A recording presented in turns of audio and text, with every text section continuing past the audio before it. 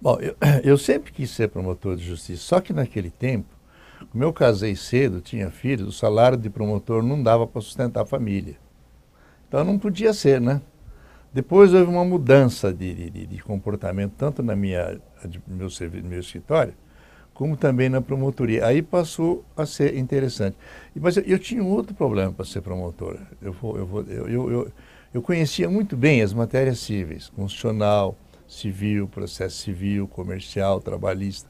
Isso eu conhecia bem, eu sabia que eu passava em todas.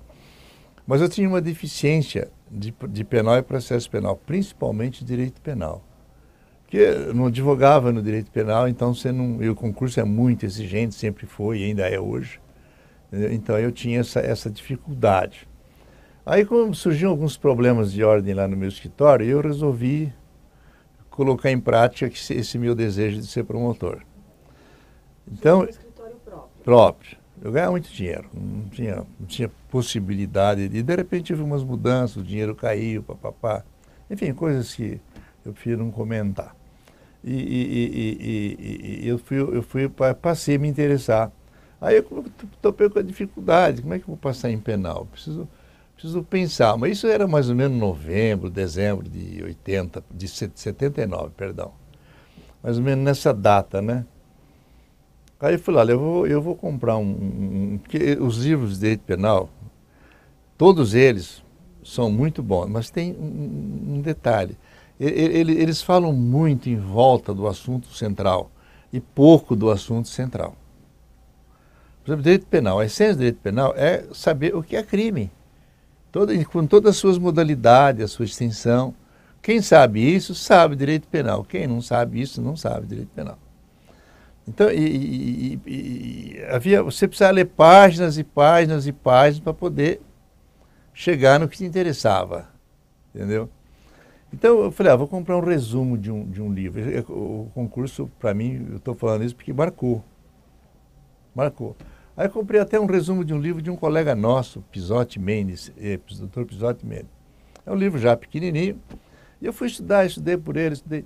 Mas, de repente, faltavam uns 3 dias para o concurso, um tema me chamou a atenção, crime progressivo. Falei, puxa, eu nunca tinha ouvido falar desse ponto, a não ser aqui neste livro.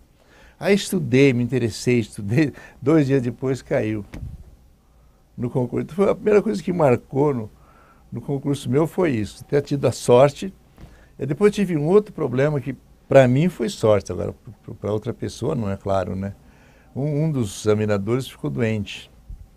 E eu não sei porquê, não quiseram tocar o concurso adiante enquanto ele não retornasse. Então ficou uns 5, 6 meses do escrito para o oral. Entendeu? É isso, do escrito para o oral. No escrito eu passei por causa desse ponto. Por causa desse ponto, é lógico. Não tinha como não passar. Eu tinha estudado 3 dias antes, coisa que nunca acontece com ninguém, né? Coisas de Deus, né? Aí por oral, falei, puxa, como é que eu vou me enfrentar uma banca com esse conhecimento pobre que eu tenho em direito penal? O resto não tinha problema, entendeu? Pobre direito penal, né? Aí o examinador ficou doente, um dos procuradores, e não quiseram levar o concurso adiante por causa disso. Tive nesses 5, 6 meses, dei só direito penal. Estudei, mas li tudo que é a minha mão, aprofundei, aí enfrentei o concurso e passei. O senhor se lembra dos examinadores? Lembro do doutor Scavone, por exemplo. Ele me interrogou muito sobre a lei de introdução do Código Civil, que é um tema difícil. Eu tive, inclusive, discussões jurídicas com ele na banca. Ele tinha um ponto de vista, eu tinha outro, papapá. Nós tivemos muitas divergências nesse campo, mas sempre conciliando, né? E claro, a minha posição de concursados, sempre dando razão para ele, embora ele também tivesse essa razão, né? Mas foi um exame lindo, porque foi praticamente uma polêmica entre o examinador e o examinado. Depois eu tive o Dr. Jorge, também outro, também me perguntou, ele se perguntou mais sobre direito penal, se não me falha a memória, não me lembro agora. Entendeu? Eu tive o advogado não me lembro quem foi da OAB que participou da banca. Então eu me lembro mais ou menos bem, apesar de muitos anos, né? Ainda me lembro bem, porque foi uma coisa que marcou na minha vida, né? O concurso, tantos anos esperando. Eu me lembro que tinha um amigo meu que foi para magistratura, Vidal, peça para o juiz, falei, Marcos, o juiz eu não quero. mas eu tenho intenção de entrar no Ministério Público, só que não dá, eu com esse dinheiro eu não sustento minha família. Nem, eu gastava só com o estudo dos filhos, eu gastava de ganhar no Ministério Público, ia ganhar no Ministério Público, era coisa vexatória, humilhante, por isso que muita gente naquele tempo saía do concurso, gente boa, primeira linha, não prestava o concurso por causa disso. Depois houve essas mudanças que eu abordei aí, eu resolvi fazer o concurso, passei a assumir. E eu tive sorte, né? Logo de cara eu fui promovido, né? Aí... Isso que eu ia perguntar, porque o senhor já tinha uma certa experiência, já tinha um padrão de vida diferenciado. Já. Normalmente, naquela época, as comarcas elas não tinham estrutura. Não, né? não. Quem ia eram os recém-formados, né, os substitutos.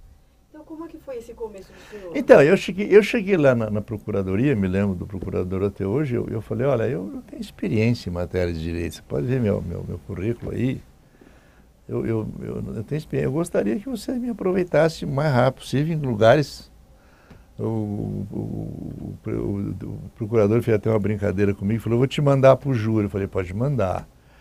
Ele mandou para o júri de Guarulhos, entendeu? Foi. Eu com 3 meses estava fazendo júri em Guarulhos, entende? Como foi fazer do outro lado? Não, do outro lado eu não fiz quase júri como advogado, eu advogava no civil. Mas aí, de cara, eu me lembro, foi pitoresco, eu peguei um júri cujo advogado na defesa só falou bobagens. Fugiu da matéria, mas também não tinha o que se ele entrasse na matéria ia perder, né? Então ele monta uma estratégia.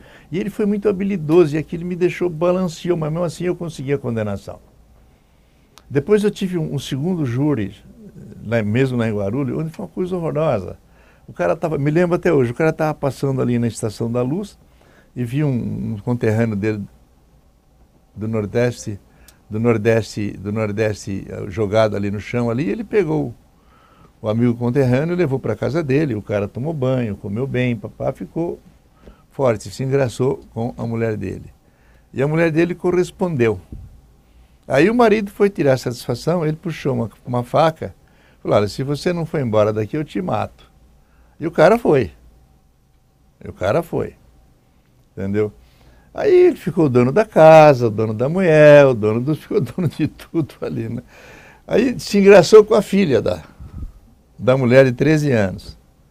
Aí a mãe ficou enciumada e falou, olha, eu vou dar queixa de você que você está mexendo com menores. Se você der queixa, eu te mato. E matou. Deu 17 facadas na mulher. Uma coisa assim horrorosa. Eu fiz uma acusação pesada contra ele. Pesada. A primeira prova de fogo foi aí. Entendeu? E ele levou, acho que 15 ou 20 anos de cadeia. Me chamou a atenção logo de cara, foi isso aí. Depois eu fui promovido para Juquiá. Então, uma cidade não tinha os progressos que tinha em outros lugares do estado. Eu sou lá, por exemplo, da região de Rio Preto. As cidades lá são bem mais evoluídas que no Vale da Ribeira. Entendeu?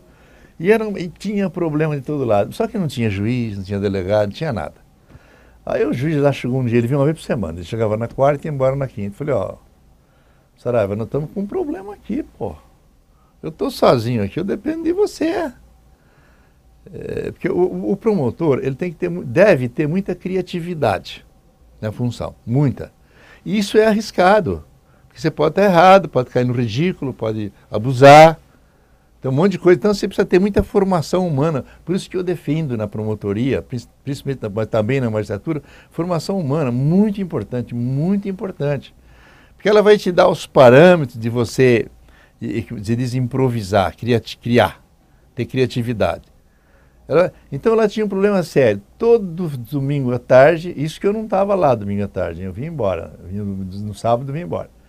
Todo domingo à tarde eu tinha informação, o pessoal chegava ao meu ouvido que os meia dúzia de bêbados, 10 bêbados, mexiam com tudo quanto é mulher na rua. E o pessoal, as mulheres e as senhoras, estavam com medo de sair de casa. E pedia providência de autoridades, que de lá não tinha autoridade nenhuma para tomar providência. Falei, eu vou tomar providência. O juiz chegou lá, estou com esse problema assim, eu vou tomar providência com uma condição, né? Você não me dá habeas corpus. Eu requeiro depois a soltura, se for o caso. Não, pode ir. Mas ele me deu carta branca para ser juiz, promotor, delegado, tudo, né? Aí eu chamei o prefeito, olha, estou com um problema aqui, preciso prender gente, aí não tem nada, tem cadeia, não tem delegado, não tem escrivão de polícia, não tem nada. Eu peço que você me ceda um funcionário da prefeitura, eu vou treiná-lo para fazer flagrante.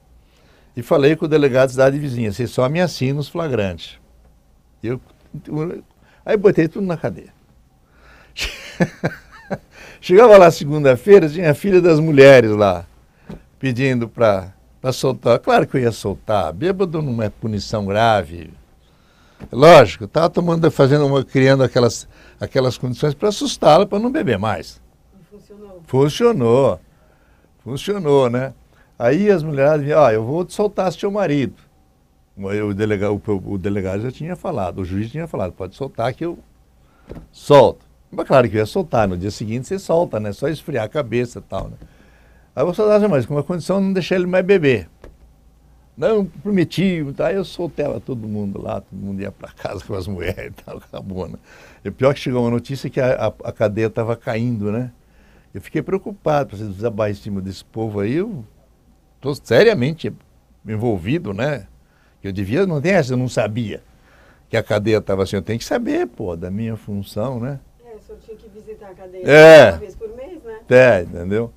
Aí soltava tal. Passou uns tempos, uma colega de outra cidade vizinha lá falou, Vidal, você mandou todos os bêbados agora beber na minha cidade. Então, são fatos pitorescos. Porque a promotoria tem muito disso, é muito gratificante a promotoria. Eu tive pouco tempo na promotoria, mas bem vividos mesmo. Aí tinha lá outro problema de menores também, abandonado. Eu peguei os 10 caras mais endinheirados da cidade, convoquei para uma reunião do fórum e pedi intimando, né? Vamos criar uma associação de defesa desses menores. E vocês são os donos da cidade, vocês têm dinheiro, papapá. Aí distribuímos uma cota de comum acordo para comprar uma casa lá. Criamos a associação, coloquei o promotor como presidente de honra, não sei se hoje continua ou não sei, entendeu? E aí recolhemos todos os menores para lá. Então, outro problema resolvido. Ali teve outro problema pitoresco, um terceiro problema pitoresco. Tinha uma mulher lá que tinha uma lanchonete, placa de lanchonete, só que sexta-feira virava prostíbulo. Trazia meninas, cheia de uma Kombi de meninas, e algumas menores de São Paulo levava para lá. E era aquela farra, né? E a polícia se queixava, doutor, não sei mais o que fazer. Falei, não, você vai saber. Calma aí que você vai saber. Entendeu? Por isso que, exemplo, o promotor tem que ter criatividade. Senão você não resolve o problema. Entendeu? Aí eu chamei a mulher no fórum e ela falou meio arrogante comigo, que não ia fechar, que aquilo era lanchonete. Eu falei, não é lanchonete, aquilo é prostíbulo. Entendeu? E todo fim de semana eu tenho queixo que tem crime lá dentro. Aí ela bateu o pé que não ia fechar.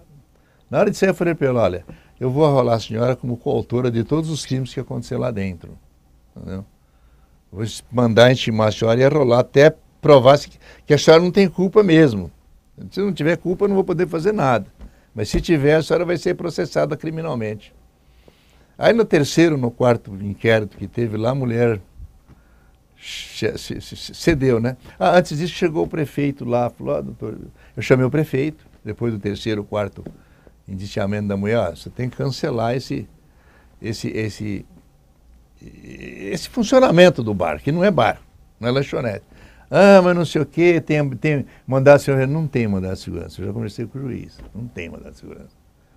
O senhor tem base jurídica para fazer isso, o senhor não está abusando, o senhor não está cometendo nenhuma violência. A mulher está usando uma lanchonete para prostituição em fim de semana, inclusive com o menor. Aí ele baixou a portaria, a mulher foi embora da cidade e resolveu o problema.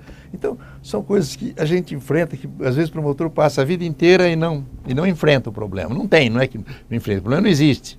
Mas para mim existiu, né? Depois, outro caso pitoresco que aconteceu naquela região lá, entendeu?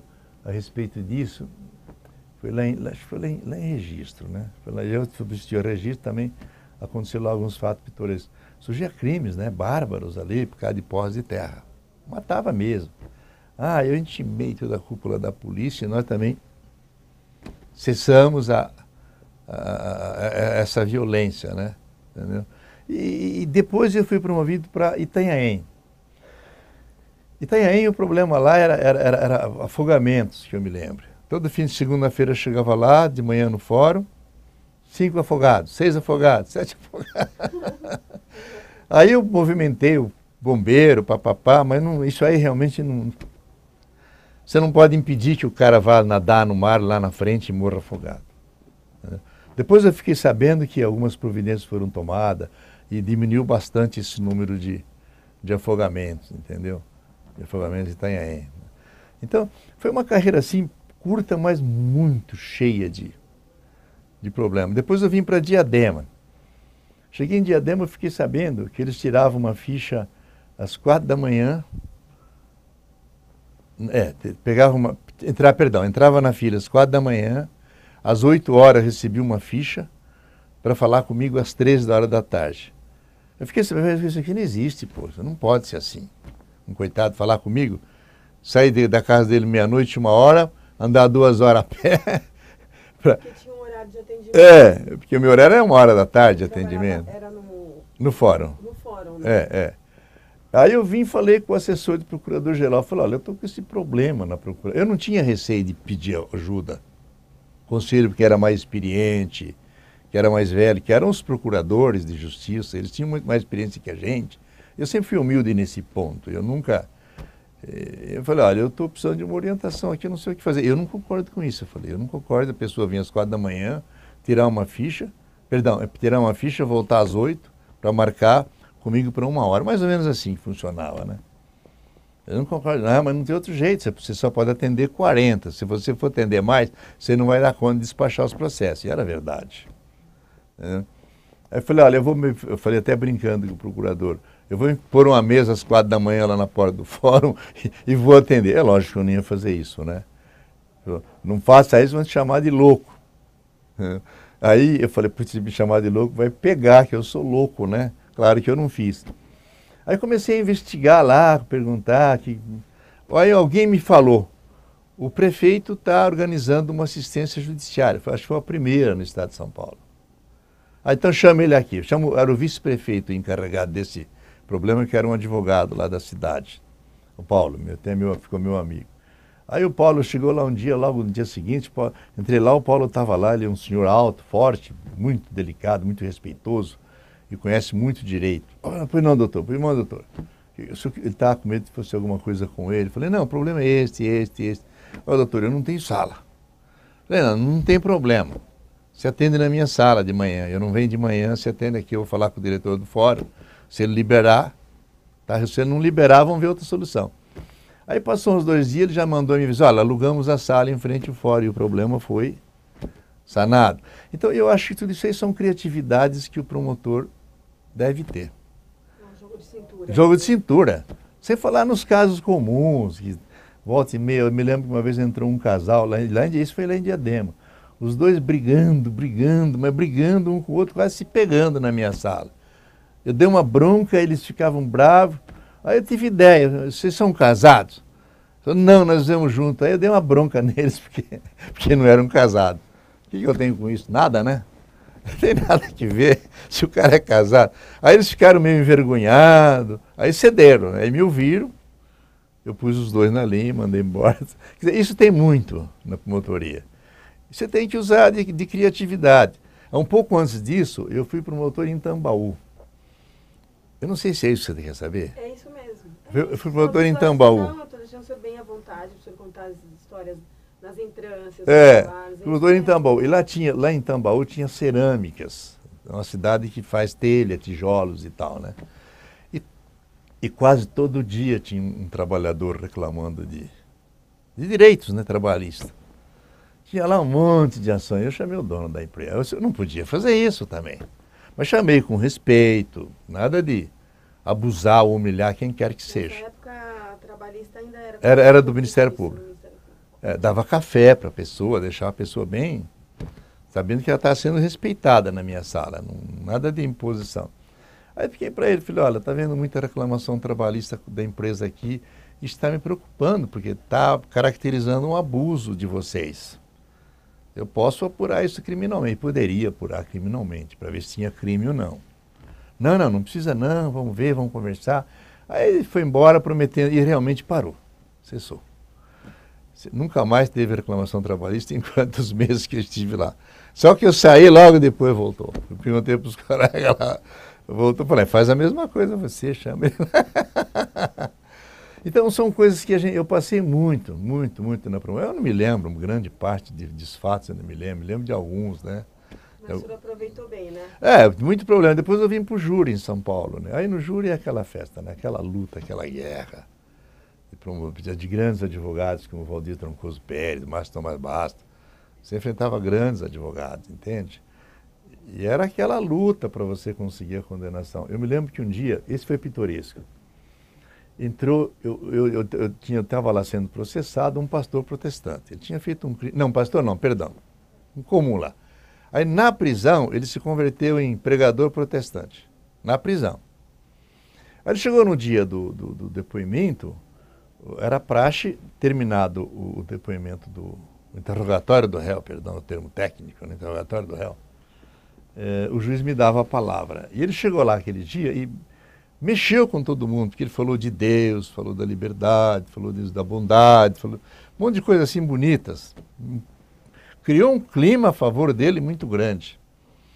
Eu falei, poxa, eu preciso... E o juiz aquele dia deu uma gozadinha em mim.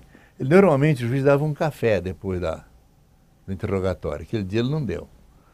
Com a palavra, doutor promotor. Aí eu comecei a saudar, né? Saudei o juiz, pensando o que eu ia fazer para tirar aquele clima. Mais uma vez você tem que usar a criatividade. Tirar aquele clima, né? Aquele clima que se criou a favor do réu, né? Que se fosse para o julgamento com aquele clima, provavelmente seria absolvido. E ele tinha feito um homicídio, ele tinha matado alguém, não me lembro agora. Né? Aí eu comecei a saudar o juiz, saudei os jurados, saudei o advogado, saudei os policiais, saudei os funcionários do fórum. Fiquei uns 10 minutos ali, ou 15. Aí veio a luz, né?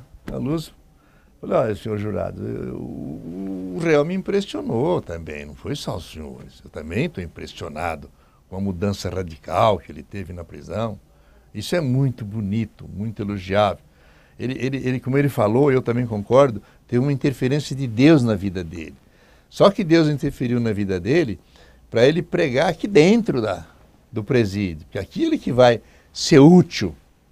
Aqui que as pessoas precisam de Deus, mais do que em qualquer lugar.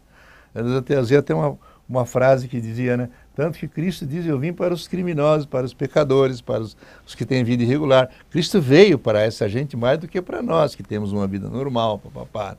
Então ele tem que ficar aqui. Ele só pode ficar aqui se for condenado. 12 anos ou 14 de prisão. Mas conseguimos. Então são coisas que você tem a carreira inteira, ter essa criatividade. E isso é perigoso. Perigoso não inovar. Se você cometer um erro, por exemplo, você nunca mais apaga isso na carreira. Te marca. Mas eu, graças a Deus, não tive problema nenhum. Fiz mais de 300 júris, mais de 300 condenações. Então, tudo de 8 anos para cima. O senhor se aposentou na terceira... Assistência especial, né? Na entrância especial, né? Hoje seria final de... Não quis não. Eu não vou abordar o assunto, mas eu tive um problema de natureza particular e minha vida ficou muito difícil para exercer a função.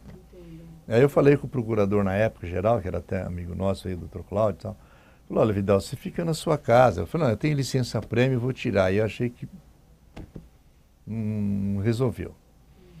Aí ele falou, conversando com ele, falou, olha, você tem direito à reversão. A reversão você pedia aposentadoria, depois de 6 meses, 8 meses, até 1 ano, você retornava.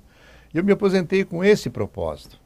Por isso que eu aposentei, eu tinha já direito de aposentar também, é claro, né? Mas com o tempo, contato de advocacia, de procurador de DR e da prefeitura. Entendeu? Eu tinha direito de aposentar. Falei, então eu vou fazer isso, porque eu não tenho mais pique. Veja bem, cada promotor tem um pique de trabalho.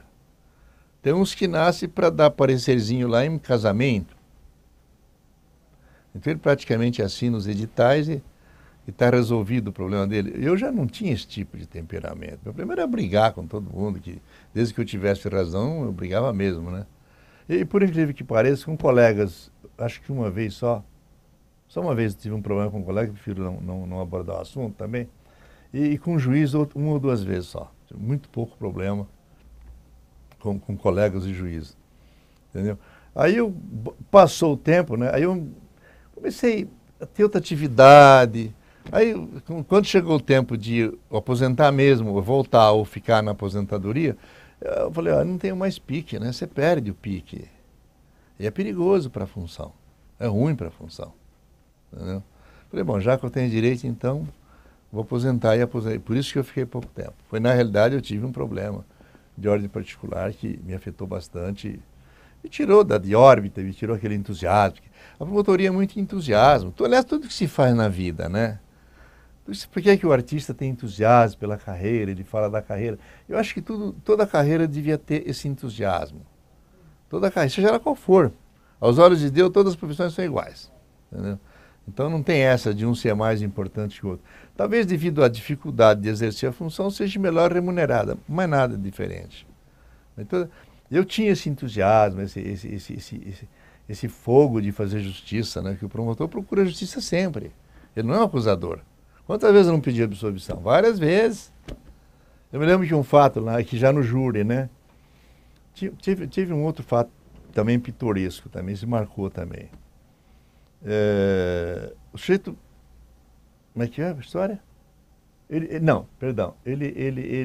brigou com a ex-mulher, com a mulher, e a mulher, para se vingar dele, resolveu acusá-lo que ele tinha posto veneno no prato da filha. E não tinha prova, tinha acusação de ex-mulher. Ex-mulher não serve como prova, e vice-versa, né? Ex-marido também não serve. Né? Aí, antes da chamada Lei Fleury, pouca gente sabe disso, mas os militares, o delegado Fleury, ele era um delegado que defendia a contra-revolução em 64, combatendo um terrorista. Então, a função dele era essa. Mas aí arrumaram um esquema de processá-lo, inclusive promotores daqui, do Ministério Público, né? Eminentes promotores, que não concordaram com aquela postura dele, e eu acho que também houve abuso, né? E arranjaram uma prisão.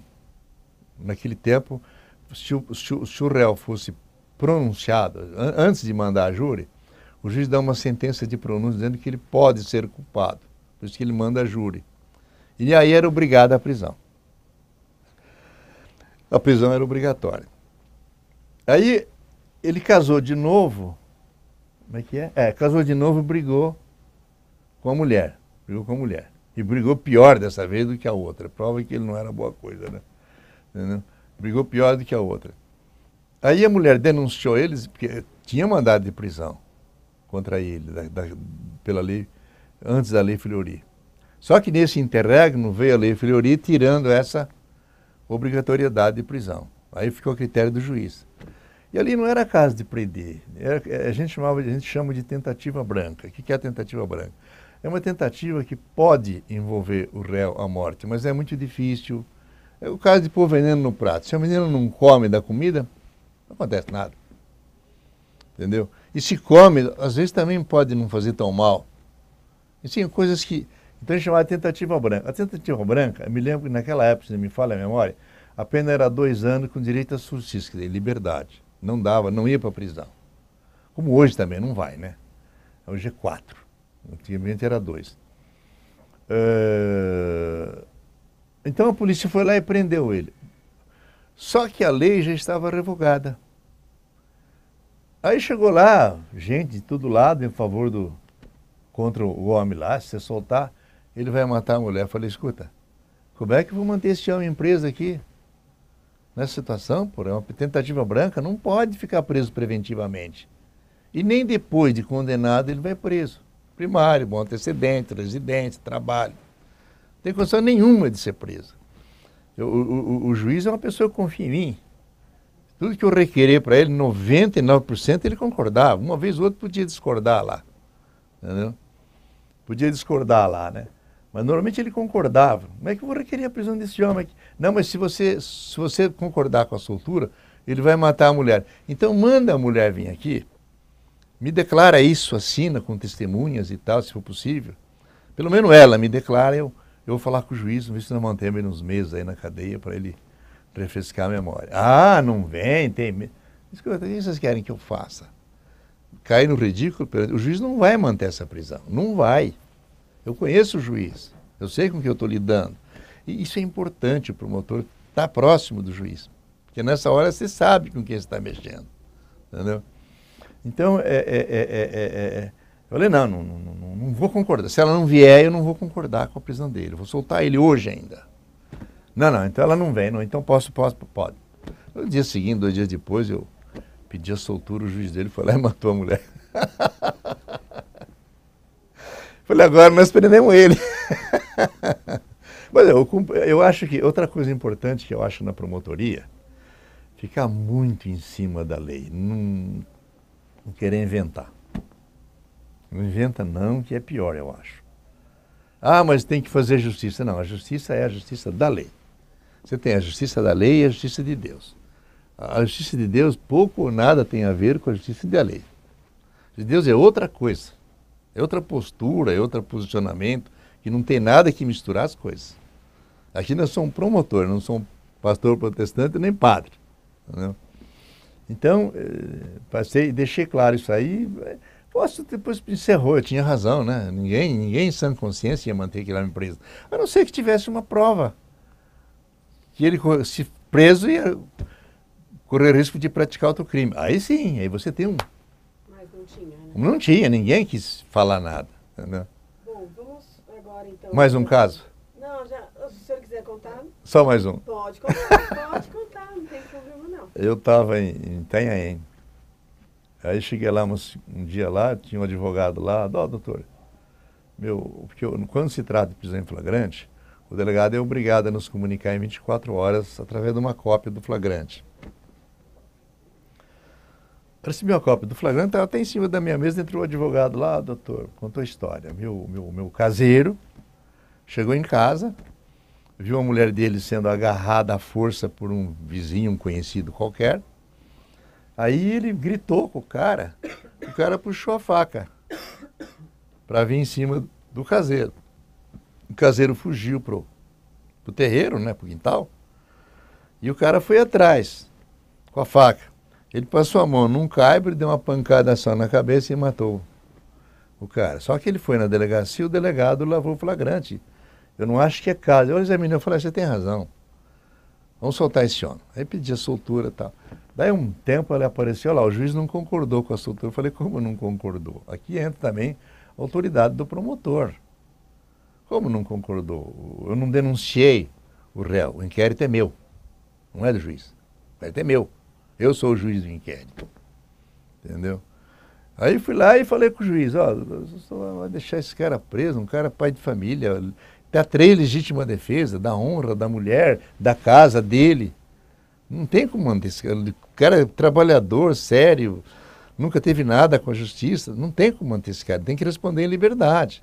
Até porque eu preciso de tempo para saber se isso é verdade. Preciso mandar, eu quero ver mais testemunha. Talvez eu vá lá. Eu costumava ir às vezes na diligência.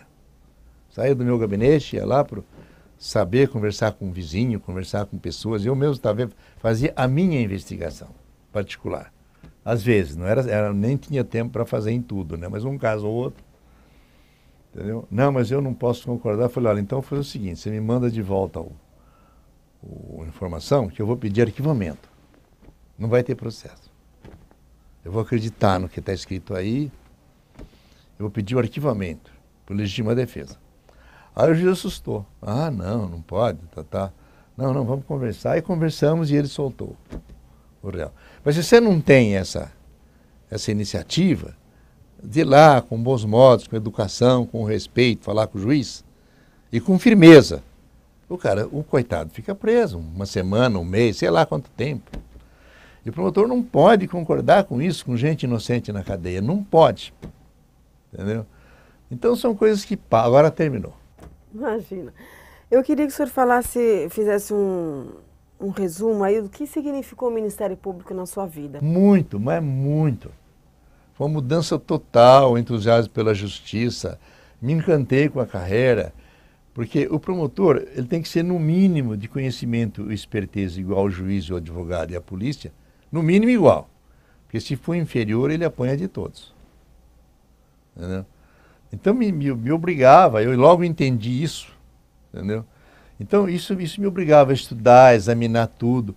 Como eu me considero um homem de formação humana, entendeu?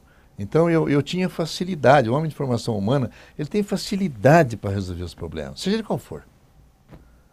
Alguns problemas de família que eu tive meio sério aí, por exemplo, qual é a técnica? Não pensar no problema, pensar na solução. Então, você concentrando toda a sua força mental e psicológica na solução, ela vem. Ela vem. Qual é o erro que comete o político hoje, no Brasil? O político e muita gente importante por aí, empresário, sei lá, é se concentrar no problema e esquecer a solução. Aí, a solução não vem. Entendeu? Então, a carreira me ensinou isso. Você tem que ter solução. Você não pode ser um promotor que não tem solução. Para todo problema tem uma solução. Seja lá qual for, prisão, soltura, sei lá. Tem que ver qual é a melhor solução para o caso. E aí pôr para o juiz. Por isso que o juiz 90, e sei lá, talvez 100% concordava com tudo que eu fazia. Entendeu? Com tudo que eu fazia. Então você tem, eu me concentrava muito nessa, né? Agora eu me considero um homem de formação humana.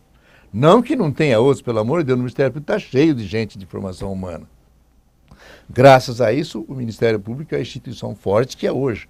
Você vê hoje, por exemplo, você pega um dos piores momentos do Ministério Público, cheio de crime, cheio de violência, problema com políticos. Né?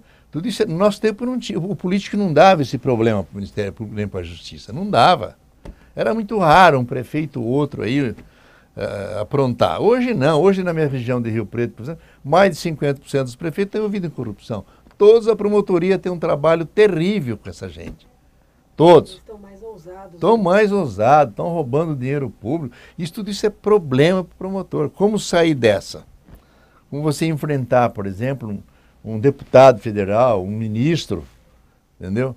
Não é fácil para a promotoria. E hoje não é um caso ou outro. Hoje são centenas de casos. A gente vê no jornal todo dia. Então, hoje eu acredito que hoje a promotoria passa por um dos piores momentos da instituição. E a cúpula do nosso Ministério está ciente disso. Eles estão sabendo disso, estão agindo com muita habilidade, com muito critério, muita prudência, porque a situação está difícil. Está difícil para o Ministério, para todo mundo. Só que eu acho que está mais para o Ministério, mas para o advogado também está difícil.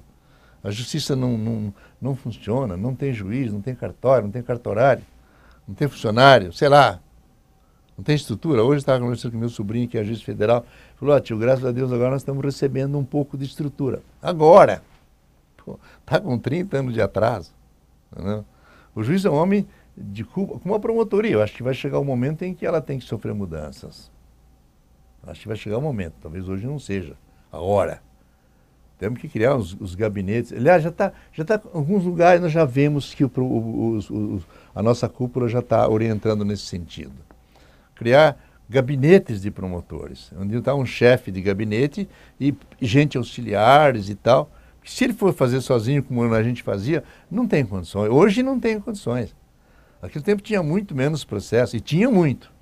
E tinha bastante. Você trabalhava de manhã, de tarde, às vezes à noite e às vezes fim de semana, para poder dar conta do recado. Hoje também, o promotor trabalha muito hoje. Muito. É que ele não faz propaganda do trabalho, ele é humilde, ele não comenta, mas é muito difícil a função de promotor. Gente, nós temos que partir desse pressuposto. Se o juiz é difícil, o promotor também é muito difícil. Exige um homem capaz, um homem sereno, um homem prudente e um profundo conhecedor de direito. Tem que ler bastante, né, doutor? Muito, bastante. muito. O senhor leu muito, muito, né? Sim. Tanto que eu virei escritor. Né? Hoje eu sou escritor, eu só escrevo livro. Você gostava de ler? Olha, eu sempre gostei de ler tudo. Eu lia muito, comecei a ler muito direito penal depois que eu entrei, né? Tanto que me tornei professor de direito penal. Entendeu? Então você tem que saber tudo de tudo. Você vai mandar para uma perícia. Você tem que saber todas as técnicas de perícia. Então você tem que estudar uma cadeira que pouca gente dá valor, mas para o homicídio é muito importante, que é a medicina legal. O homicídio, no crime de homicídio é muito importante você saber isso, porque tem o laudo necroscópico que fala da morte. Você tem que entender onde a bala penetra, onde ela anda, onde ela sai. Entendeu? Por que você sabe que ela saiu? Você tem que saber muita coisa sobre perícia lá. Mas não é só aí, mesmo em perícia civil hoje. Hoje, por exemplo, promotores não trabalham mais sem o computador.